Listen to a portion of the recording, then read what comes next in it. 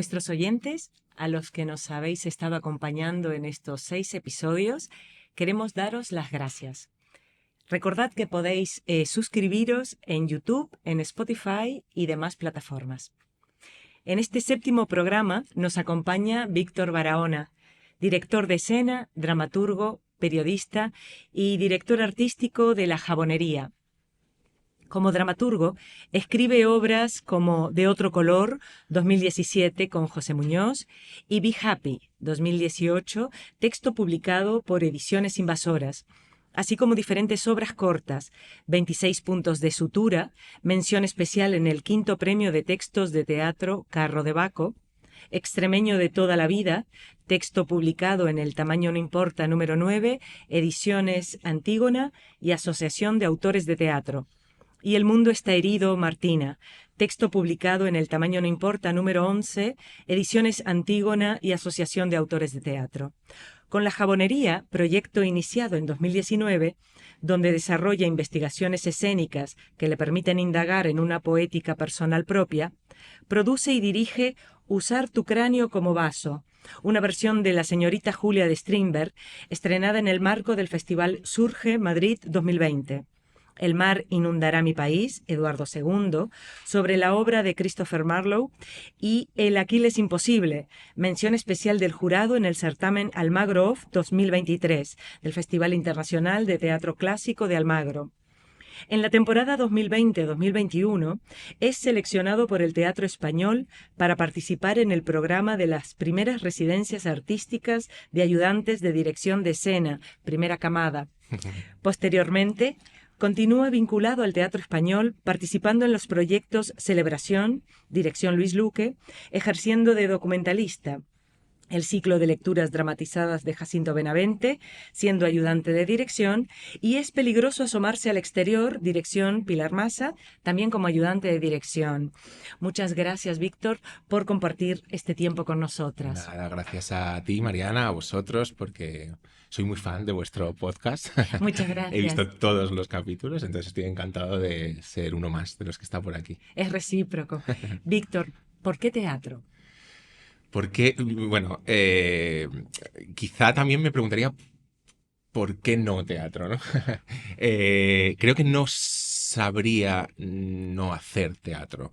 A veces todos sabemos que es un mundo complejo, ¿no? Donde hay mucha inestabilidad, donde hay mucha precariedad y a veces te dan como muchas ganas de decir, hasta aquí el teatro, ¿no? Pero creo que no sabría desvincularme del teatro. Creo que tengo un enganche muy bestia. Es lo que me hace feliz, lo que me emociona, lo que me conmueve. Ha sido el centro de mi vida desde hace 20 años y creo que no podría dejarlo. Me emociona, es el lugar en el que me siento más libre para ser yo. ¿Cómo fueron tus comienzos en las artes escénicas? Pues siempre, o sea, no recuerdo la primera vez que me di cuenta de que el teatro era un lugar que me emocionaba, porque siempre he jugado al teatro, siempre he jugado a hacer teatro en mi casa, ha sido como una de mis juegos de infancia, ¿no? De mis hobbies. Yo me inventaba historias, las representaba, jugaba mucho con mis primas, por ejemplo, a hacer obras de teatro, escribía cuentos, siempre he escrito cuentos, ¿no? De ahí quizá la faceta de dramaturgo también, ¿no? También yo tengo 2 hermanos chicos y les gustaban otros juegos como más propios quizá de los niños, como jugar al fútbol, las chapas, las cosas, ¿no? Y yo jugaba a inventarme historias y a representarlas en mi habitación. Y entonces ahí es donde nació quizá ese interés por la representación. Lo que pasa es que luego la abandoné un poco porque vas creciendo y siempre ves. Tampoco he sido un niño que haya ido mucho al teatro, mi familia no tenía esa costumbre de llevarnos al teatro, entonces abandoné el juego, sentí que eso formaba parte de un juego de infancia y desapareció de alguna manera de mi vida. Pero ya de adolescente, con 15 años, apareció una profesora fantástica en mi instituto, que se llama Mar, que ahora mismo es muy amiga mía y tiene una compañía asturiana de teatro infantil preciosa. Y ella venía de la Cuarta Pared y vino a dar un taller de teatro en nuestro instituto y yo me apunté. Y dije, uy, el teatro, esto es lo que yo jugaba, aparece en mi vida de nuevo. Me apunté y dije, vale, vale, que hay gente que se dedica a esto. Y entonces ahí cambió mi perspectiva y lo que al principio era un juego empezó a ser ese espacio en el que quería desarrollarme como un profesional. Y desde entonces, pues bueno, creo que como muchos y muchas de los que nos dedicamos a esto, empiezas por la interpretación, por conocer la técnica de la interpretación y entonces, bueno, pues sí que me formé como actor en diferentes escuelas y demás, pero bueno, luego enseguida me di cuenta que donde a mí me gustaba estar, donde creo que podía aportar algo más, era en la dirección de escena, en la dramaturgia, eh, y abandoné la actuación porque hay actores y actrices mucho mejores que yo y me siento mucho más cómodo en el otro lado. ¿Y recuerdas cuál fue la primera obra de teatro que viste? Pues no lo recuerdo muy bien. Lo he estado pensando, ¿eh? Porque además he visto que se lo has preguntado a algunas otras personas Sí. del programa y no lo recuerdo muy bien. Supongo que sería algo que vi con el colegio, no lo sé. Sí que recuerdo, como ya te digo que con mis padres no era algo habitual que fuésemos al teatro, sí que recuerdo ir con ellos a ver el musical de Cats. Y entonces, bueno, creo que quizá esa es una de las primeras obras que quizá vi. Luego ya con 15 cuando me apunté a este taller de teatro y conocí a esta profesora que provenía de la cuarta pared, del mundo off, vi mucho teatro off, que es algo que de adolescente parece que, bueno, no sé, me recorrí muchas salas viendo teatro en salas alternativas, en lo que era la sala Triángulo, que ahora es el teatro del barrio, fui a ver cosas de adolescente, había una sala en Lavapiés que se llama Artépolis, donde también fui a ver cosas. Y bueno, ya en la adolescencia vi mucho teatro, pero la primera yo que recuerde creo que fue el musical de Cats. Y dentro de ese mundo también que se te abrió y que te fuiste formando, ¿cuáles son las influencias artísticas que a ti te alimentan? Pues mira, también con 15, 16 años, quizá 17, no recuerdo exactamente el año, vi por primera vez un espectáculo de Tomás Pandur, barroco, en el Fernán Gómez, con Blanca Portillo, con Asier Echendía y un actor más que perdonadme, pero no me acuerdo. Y Tomás Pandur me fascinó. Ese universo plástico que tiene, esa, bueno, esa capacidad de conmover a través de la plástica, de la estética, ¿no? Ya sea a través de la belleza o a través de la fealdad que de repente se convierte en bella. Entonces Tomás Pandura ha sido un director que siempre me ha fascinado, al que siempre vuelvo para ver sus imágenes, ¿no? Cuando tengo que buscar inspiración, busco imágenes de sus obras, el Fausto, el Hamlet. Y ha sido quizá el director que te podría decir, el director escénico que quizá más me ha marcado. Si salimos de lo teatral, me gusta mucho la historia del arte, ¿no? Sin ser yo demasiado erudito, pero me interesa mucho los pintores surrealistas, por ejemplo, ¿no? Creo que quizá muchas veces nuestros referentes provienen de una época adolescente, porque somos quizá muy permeables a lo que nos rodea y las cosas que nos conmueven de adolescentes Ujú. seguramente sean las que nos acompañan toda la vida. La música, el cine. Claro, y a mí Tomás Pandur me fascinó de adolescente, Salvador Dalí me fascinó de adolescente sus cuadros. Evidentemente su figura tiene muchos aspectos censurables, pero recuerdo de adolescente hacer un viaje por Cataluña con mi familia, ir al Museo Dalí, ir a Portugal, la casa en la que él trabajaba, y quedarme conmovido por las obras de Dalí, y recurro mucho a Dalí. Cuando quiero pensar en imágenes para mis obras, ¿no? Y a raíz de Dalí, pues se me abrió la puerta a otros pintores surrealistas. Bueno, la historia del arte es un lugar donde acudir y el cine, que comentas el cine, pues también de adolescente me conmovió mucho ver películas de Almodóvar, ¿no?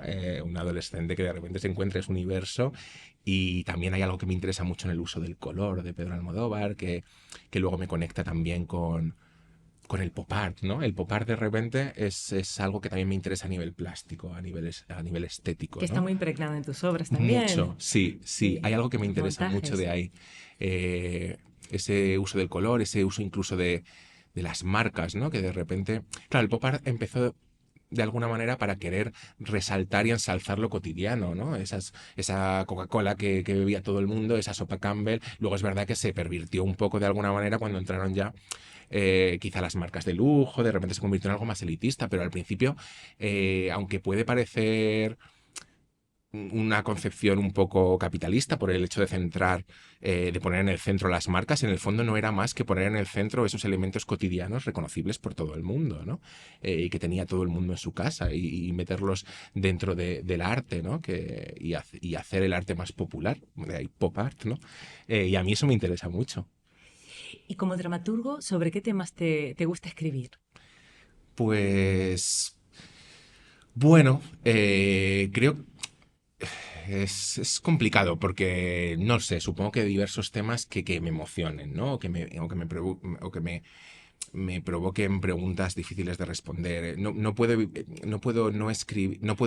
escribir sobre cosas que desconozco, ¿no? Entonces, hombre, puedo hacer una investigación, me gusta mucho la investigación, de ahí también mi faceta periodística, pero tiene que haber algo que me toque de una manera personal, ¿no? Entonces, bueno, pues sí que hablo de personajes de alguna manera discriminados al margen de la sociedad, personajes que sufren, que no saben, que no son muy capaces de gestionar sus emociones, que a veces de repente en ese intento por gestionarlas aparece la violencia de una manera muy explícita, pero que es una violencia hacia el otro, pero por supuesto hacia uno mismo, la autodestrucción.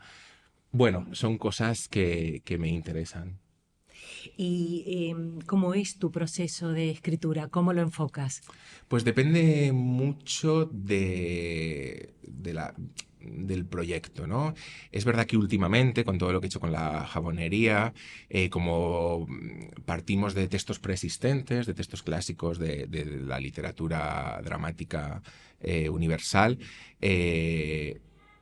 la primera semilla es, bueno, esta obra me interesa porque hay algo dentro de ella que me resuena, ¿no?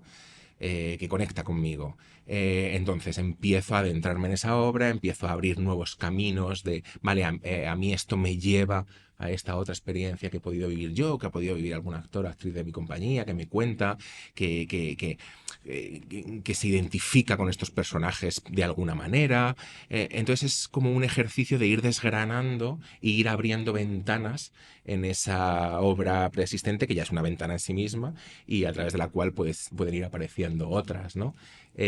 Si parto de un texto, de una idea propia, pues es muy intuitivo. Yo tengo en las notas de mi teléfono móvil, tengo un montón de ideas. Tengo una que es ideas teatro y voy apuntando cosas. Puede ser una noticia que leo y digo, "Joder, aquí hay algo interesante". Eso me pasó con Be Happy, que sé que ahora hablaremos. Era una noticia que leí y que me llevó a escribir sobre esto. Sí, te iba a preguntar, ¿cómo surgió la escritura de Be Pues Happy? precisamente fue eso, fue que leí una noticia en la que un científico, no sé muy bien de qué rama, pero hablaba de que no sé qué año decía, hace muchos años de que escribí Happy, pero hablaba de que en el futuro la muerte no existiría porque seríamos capaces de vencer al envejecimiento del cuerpo, ¿no? Entonces llegaría un momento que si nuestro cuerpo no envejece, a no ser que mueras por una circunstancia accidental,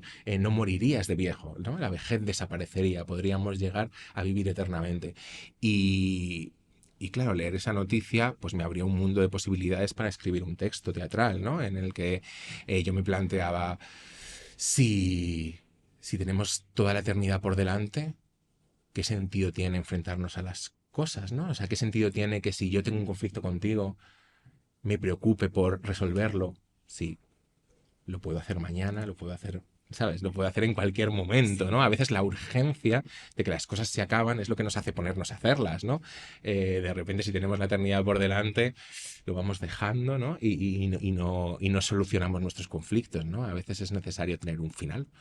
Y entonces, bueno, pues ahí surge la idea de esa relación entre una madre y una hija que tienen una relación muy tormentosa con muchísimos conflictos, donde de repente la posibilidad de la muerte en un mundo en el que la muerte no existe es lo que les hace reencontrarse y solucionar todos todos sus problemas.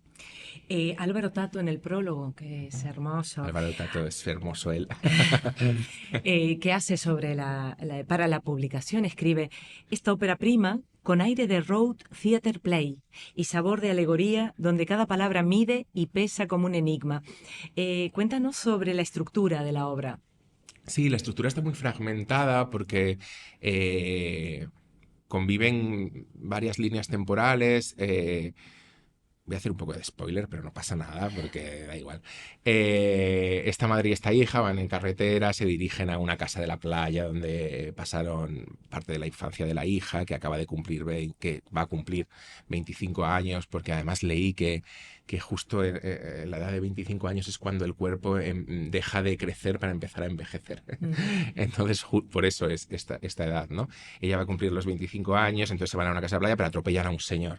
Esto es al principio de la obra. Atropellan a un señor y en este señor encuentran como una tablet donde hay un diario, ¿no? Entonces se van intercalando este viaje de estas dos mujeres con fragmentos del diario de este otro señor que se ha escapado, que se ha aislado de la sociedad para vivir en la naturaleza y poder envejecer.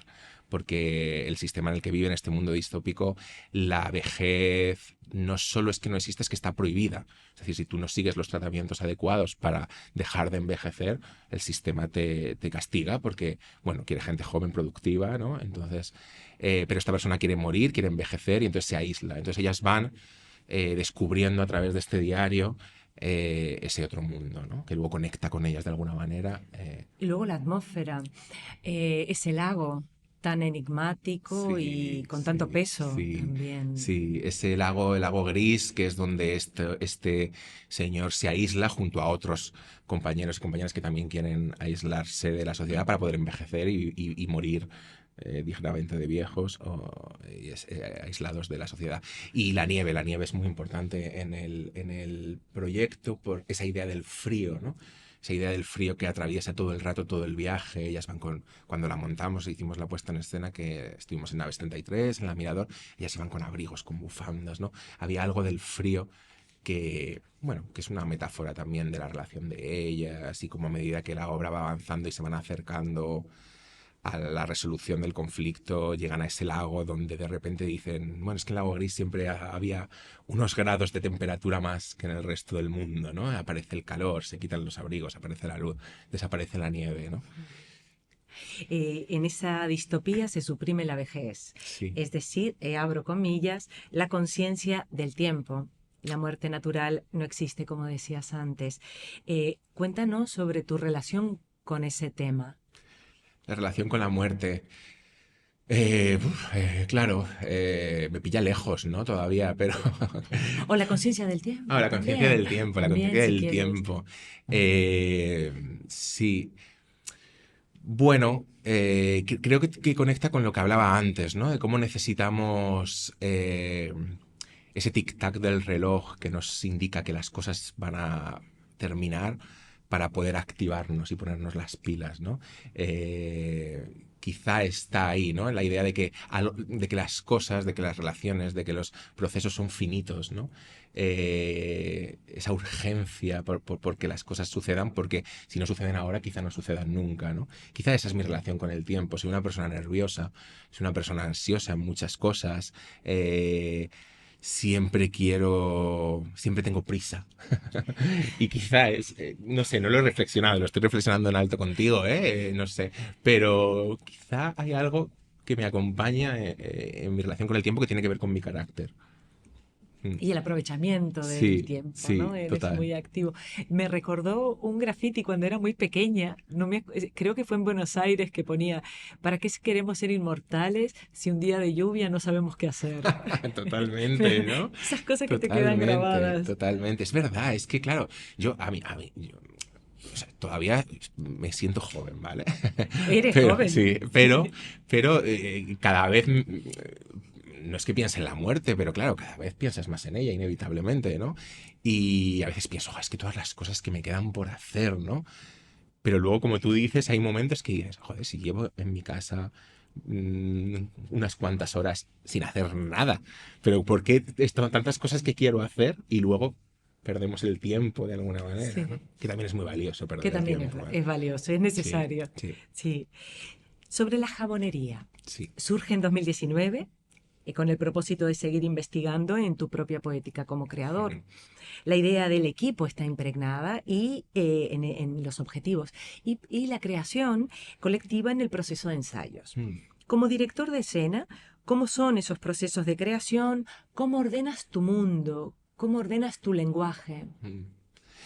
Y mira, yo tengo la suerte de que las personas con las que trabajo en la jabonería es gente a la que admiro, a la que quiero, que me quiere. Esto me lo decía Carlos Tuñón. Yo me formé como director con Carlos Tuñón, con otras muchas personas también, pero el trabajo que hice con Carlos me impactó mucho y bueno, fue un antes y un después para mí a la hora de enfrentarme a la dirección, y de ahí surgió de hecho la jabonería y esta idea de la poética personal, ¿no?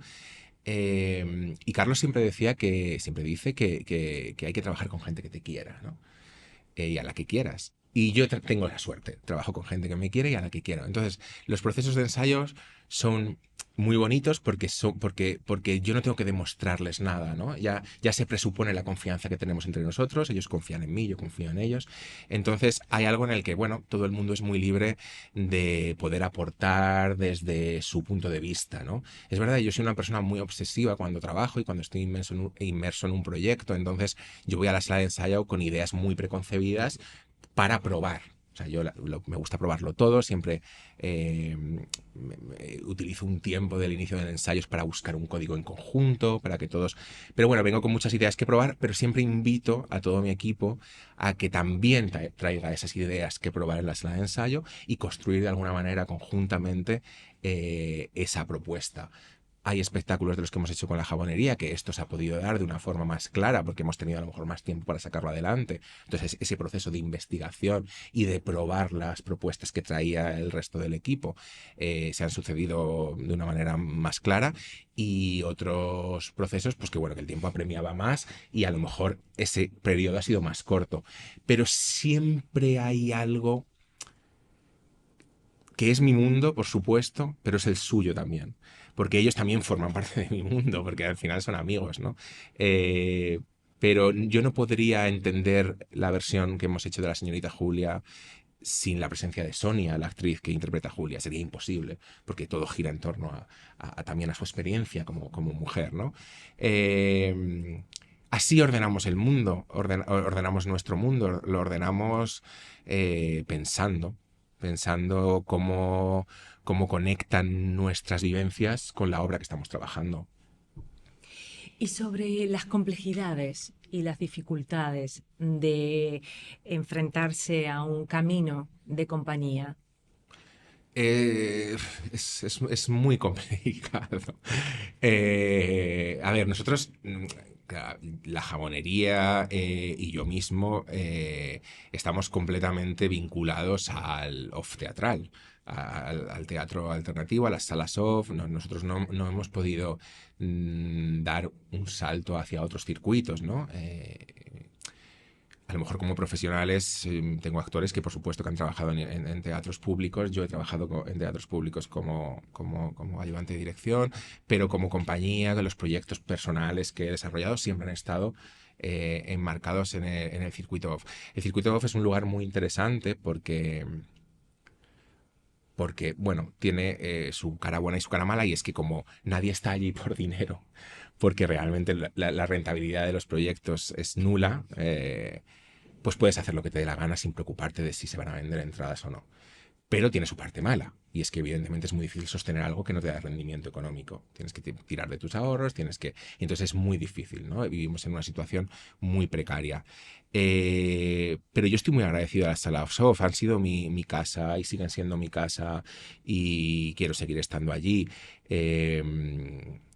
Ahora, creo que tanto las compañías que estamos en el off como las salas quizá nos deberíamos sentar a reflexionar sobre qué podemos hacer para que las cosas mejoren y para que la precariedad sea un poco menor, porque tampoco puede ser que vayamos a una sala en la que la sala hacer la obra para nuestros amigos. Es que eso no tiene sentido, ¿no? Porque muchas de las salas quieren estrenos. Quieren estrenos porque no tienen público. No todas, ¿eh? Hay honrosas excepciones que sí que tienen un público a base de currar y currar y currar y se han hecho un público propio. Pero la mayoría no. Entonces, claro, si yo voy a estrenar mi obra y voy a hacer 3 bolos para que vengan mis amigos, llega un momento en el que dices, ¿qué sentido tiene, no? Y eso es lo que dificulta un poco el camino, porque al final te desmoronas, te desmotivas. Y agota, ¿no? Sí, agota, es bastante agotador. Exhausto. También tienes a la gente trabajando pues, bueno, en unas condiciones completamente precarias. O sea, no puedes pagar unos sueldos dignos, no puedes. O sea, es complicado. Lo que pasa es que yo no sé cuál sería el camino ni qué podríamos hacer para salir de ahí. Quizá podríamos mirar a otros países, otros lugares, no lo sé. Tendríamos que. Y unirnos más, seguramente. Sentar y hablar, como Sí, dices, ¿no? sí, Algo común en tus creaciones es la investigación de la idea de mapa. sí, ¿Cómo trabajas esos diferentes niveles? ¿Cuáles son las estrategias? sí. Yo creo que esta idea de mapa, seguramente no sea yo el primero que lo ha hecho, pero es una cosa que a mí me da mucha comodidad porque me interesa mucho la plástica escénica, me interesan mucho las imágenes. Entonces, de repente, antes de que la obra se desarrolle, ya sea en un inicio de la función, como prólogo, o ya sea antes de entrar a la escena, entregándote un papel o contándote algo fuera del teatro, en el que yo te pueda dar bueno, el mapa, las instrucciones para luego acompañarnos en el viaje, me libera a mí de tener que estar explicando ciertas cosas, ¿no? Y poder jugar con las imágenes sin necesidad de que todo sea comprendido porque ya te he dicho antes lo que ibas a ver, ¿no? O sea, es como, yo te cuento de qué va esto para que cuando ahora te plante una imagen quizá más performativa o una imagen más conceptual, tú ya relaciones esa imagen con lo que te he contado antes, sin necesidad de que yo te lo tenga que volver a contar, ¿no? Entonces a mí me libera y me permite ayudar a los espectadores a que sigan el viaje con nosotros sin necesidad de ir explicitando todo el rato, ¿no? No Es sé un si me he juego, explicado bien. sí, no sé, también si voy a decir algo, es una especie también de distanciamiento, Sí, total. ¿no? Sí, yo creo que sí. Yo creo que sí. Hay algo sí, hay algo muy analítico, hay algo muy periodístico ahí también, ¿no? Exacto. Quizá de ahí viene. Sí, sucede en Usar tu cráneo como vaso, la versión que hicimos de la señorita Julia, donde decíamos, bueno, a ver, ¿qué tenemos que contar? Y a lo mejor en 20 minutos nos hemos ventilado, los actores te empiezan a contar, bueno, esta obra se desarrolla en una cocina, la protagonista es la hija de un conde, Juan es el criado, la señorita Julia tenía una madre que tenía ideas feministas y que educó a su hija en estos pretextos, ¿no? Ya te lo hemos contado. Ahora viaja con nosotros, viaja por las imágenes, viaja por las atmósferas, viaja por las sensaciones. Las ideas ya las tienes, ya no te vas a perder, ya vas a poder relacionar eso que te hemos contado con lo que vas a ver. Es una manera de liberarse de lo textual, ¿no? También, no sé. En la obra que estás Mm, haciendo referencia, Usar tu cráneo como vaso, que es la versión de la señorita Julia de Strindberg, comentábamos que sobre el manual de instrucciones, el sí, libreto arranca con textos que aparecen subrayados en verde, que son los únicos que han de ser dichos textualmente por los intérpretes. Los textos en cursiva son orientaciones textuales. Cada actor, actriz los pronunciará con sus propias palabras, de acuerdo con la improvisación propia del momento. sí.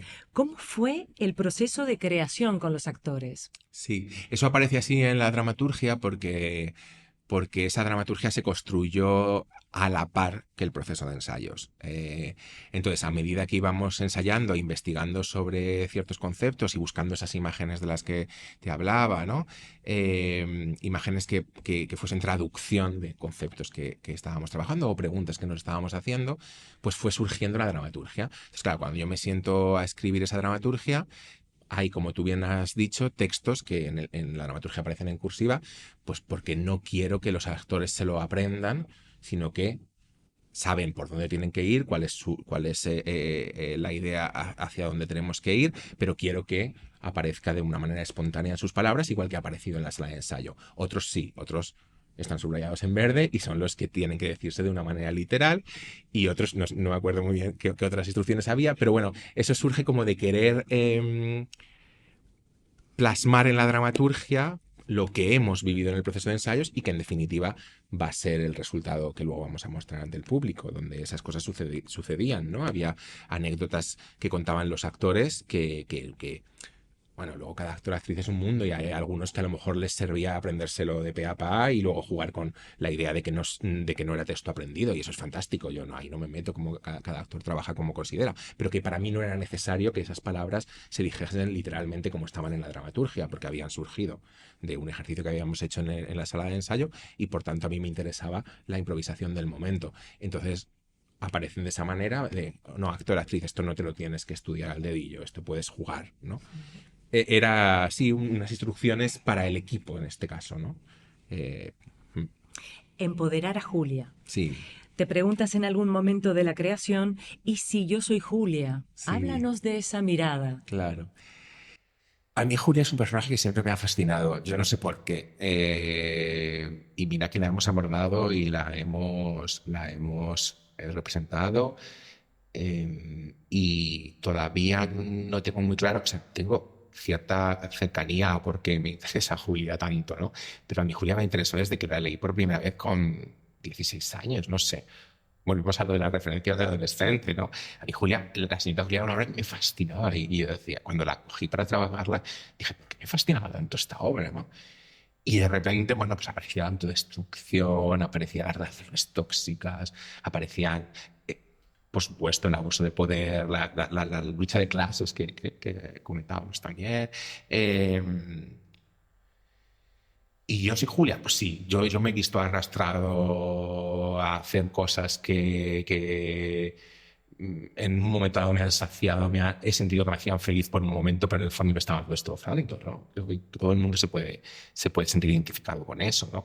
Y Julia va directa a esta relación tóxica con ese Juan que acaba destruida, ¿no?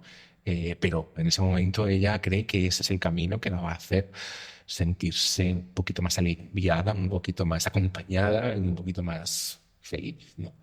Y quizá eso es lo que me conecta con Julia. De todas formas, Julia, como te he comentado antes también, no podría estar separada en ningún caso del trabajo que hice con la actriz que la interpretó, que es Sonia Galán, que es una actriz a la que amo, que he trabajado con ella en los 3 montajes de La Jamonería, y Sonia y yo empezamos a trabajar en conjunto, ella y yo solos en nuestra ensayo, luego aparecieron los cuerpos masculinos porque nos parecía necesario y tal, pero, pero Sonia, para mí, Julia es Sonia, y en nuestra obra no se entendería la figura de Julia sin la figura de Sonia, porque toda la obra es una relación entre el personaje que escribió Strindberg y quién es Sonia como mujer. La potencia de su... hay monólogos de ella, ¿no? De una potencia increíble de autoficción. Sí, sí, Bien, sí, ¿no? sí, sí. De su experiencia, su propia experiencia. Su propia experiencia es que además es fantástico porque es un contraste. Me gusta mucho trabajar los contrastes. Es una cosa que me fascina. Y el hecho de que Sonia interprete a un personaje como Julia es un contraste en sí mismo. Entonces, yo no puedo obviar quién es la persona que está interpretando este personaje. Porque si lo obvio, me pierdo cosas valiosísimas. Sí, vale. Me interesa de Sonia que si Julia es la hija de un conde, pues eso, con una posición acomodadísima, Sonia se ha criado en Leganés, que es uno de los lugares del Reino de Madrid con más tasas de pago. Entonces dice, ahí hay un contraste en sí mismo. Julia siempre la hemos visto como una mujer exquisitamente bella, sensual. Mi Sonia también es exquisitamente bella y sensual, pero no tiene un cuerpo normativo. Ahí aparece otro contraste, ¿no? Me interesa mucho abordar los personajes sin obviar el actor o la actriz que los interpreta, porque eso es fuente de riqueza para acercarte a la obra. Claro. Eh, no es la primera vez que optas por alejarte del textocentrismo. y trabajas el cuerpo en escenas. El ejemplo es esta obra que estamos hablando. Das mayor valor a otros elementos dramatúrgicos como la plástica, la música, el movimiento. ¿Cómo te involucras con esos lenguajes? Esos lenguajes me interesan muchísimo porque a mí me emocionan mucho. O sea, a mí una imagen bella o una imagen fea, que realmente se convierte en belleza, me produce una emoción. Me produce una emoción desde un lugar visceral, sin atravesar la cabeza, ¿no? Y entonces a mí me interesa que aparezcan en mis obras, ¿no? Los directores y directoras de escena que más me interesan son los que tienen un lenguaje estético muy particular. Entonces a mí me interesa percibirlo. ¿Cómo me involucro? Pues eso, pues probando, como comentaba antes también, probando imágenes en los ensayos. También, por supuesto, trabajando con gente que sabe más que yo de esto. O sea, yo no tengo ni idea de música. Yo he trabajado, por ejemplo, en el último proyecto con Andrés Picazo, que aparte de ser un actor excepcional, es un músico increíble. Trabajando con Juan Carlos de la Deva, que está especializado en teatro gestual y me ha ayudado a componer unas coreografías muy increíbles. O sea, también trabajando con gente, por supuesto, que sabe más que yo de esto. Mi iluminador, que es José Muñoz, que siempre trabajo con él. Pues lo abordo desde ahí, desde chicos, chicas, me interesa esta atmósfera, sueño esto, ¿cómo lo podemos traducir? ¿No? Pero no quiero abandonar en ningún caso eso. No es que le dé más importancia que al texto, creo que le doy la misma importancia que al texto. Pero a veces en muchos espectáculos ves que el texto, y está muy bien, es súper lícito, pero que el texto cobra mayor protagonismo que el resto de lenguajes. Y para mí me interesa que estén como a la par y que incluso a veces tenga uno, durante una misma representación, de repente en una escena, el texto sea el centro y en otro sea la imagen, en otro sea una coreografía y en otro sea una pieza musical, ¿no? Que en un mismo espectáculo puedas ir cambiando de uno a otro. Siempre imagino mis espectáculos como una especie de collage, ¿no? Donde de repente pueden aparecer diferentes lenguajes, convivir entre ellos con cierta armonía o no, pero bueno, me da igual. A veces a lo mejor no conseguimos la armonía, pero bueno, lo intentamos, ¿no? El Aquiles Imposible Sí. es una propuesta a partir del Aquiles de Tirso de Molina y El monstruo de los jardines de Calderón. El montaje tuvo una mención especial del jurado en el Macro Off 2023 sobre la necesidad de conectar un clásico que es universal a nuestros tiempos. ¿Desde qué lugares te ha interesado trabajar aquí? Mira, el Aquiles Imposible, bueno, las obras originales, el Aquiles de Tirso y el monstruo de los jardines, me interesan mucho. Volvemos quizá a la idea de contraste, ¿no? Me interesan mucho porque de repente te están narrando un episodio del mito de Aquiles, donde Aquiles, que es el héroe bélico por excelencia de la guerra de Troya, ¿no? Se está escondiendo para no ir a la guerra. Vale, o sea, el héroe por excelencia de esta guerra se esconde para que haga la guerra. Contraste. Aquiles, la idea de la masculinidad por excelencia, ¿no? Ese guerrero, ¿no? El viril, se esconde vestido de mujer. O sea, quiero decirte, ese mito que se posiciona en un momento dado como guerrero, hombre, se esconde para ir a la guerra y encima vestido de mujer. Esto es un contraste puro, ¿no? Eso me interesaba, ¿no? De alguna manera abordar la idea de lo masculino también, ¿no? Igual que en Julia se aborda mucho la idea de lo femenino, que es inevitable. En el Aquiles abordamos mucho la idea de lo masculino, de qué significa ser hombre y algo, ¿no? Bueno, esto. En un momento de la obra, Laura, actriz, personaje, expresa: Víctor nos reúne una tarde, reúne a todo el elenco y nos dice que quiere que Aquiles sea Brad Pitt, nos dice que quiere que Aquiles sea interpretado por Brad Pitt y se hace en silencio. ¿Cómo fue involucrarse con ese código y en esas referencias cinematográficas que hacen ya parte del inconsciente colectivo del espectador? Sí, vi la dramaturgia, la escribí junto a Matis Gel de la Fuente, que es un compañero al que amo, y yo le llamé y le dije: mira, tengo esta idea para presentar al Magro, tú me ayudarías a escribirla si no sabes, si no se selecciona. Y me dijo: encantado de la vida, porque yo admiro su trabajo y creía que iba a ayudar. Entonces, yo la idea que le planteé a Matis cuando le llamé fue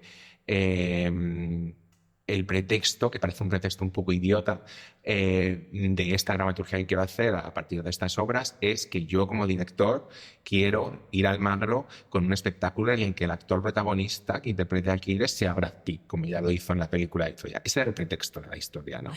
Y entonces te pones a pensar en esto y dices, ¿por qué Brad Pitt? Pues bueno, porque igual que para los griegos Aquiles era su mito, pues ¿quién podría ser un mito equiparable a Aquiles o en nuestro mundo? Pues podría ser un Brad Pitt.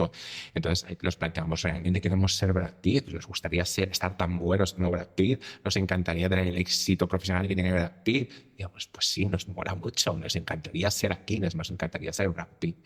Entonces hacemos todo un viaje. La filmografía de Brad Pitt es un poco loco, pero bueno, igual que Calderón y Tirso se adentran en el mito de Aquiles, en la historia de Aquiles, nosotros nos adentramos en la historia de Brad Pitt, ¿no?